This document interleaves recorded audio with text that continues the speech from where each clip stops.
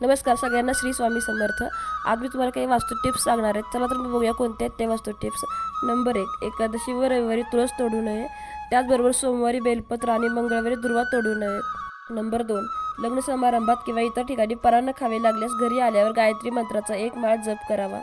Number 3, आर्थिक समस्या गंभीर असणाऱ्यांनी रोज रात्री स्नान करून श्री लक्ष्मीनारायण किंवा श्री बालाजींच्या प्रतिमेसमोर बसून बरोबर रात्री 12 वाजता स्वतःच्या डोक्यावर हात ठेवून श्री व्यंकटेश स्तोत्राचे पठण करावे. नंबर 4, घरामध्ये बंद घड्याळे, फाटलेले कपडे, तुटक्या चपला, फुटलेली भांडे वापरू नये. नंबर 5, रक्तदाब आणि मधुमेहाचा त्रास असणाऱ्यांनी पळसाच्या मण्यांची माळ धारण करावी.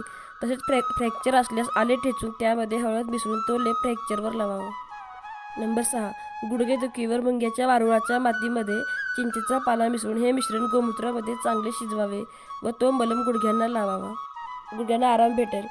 तर छोटे छोटे वास्तू टिप्स आहेत, नक्की ट्राय करा, छान फरक पडेल. श्री स्वामी समर्थ. जय जय स्वामी समर्थ.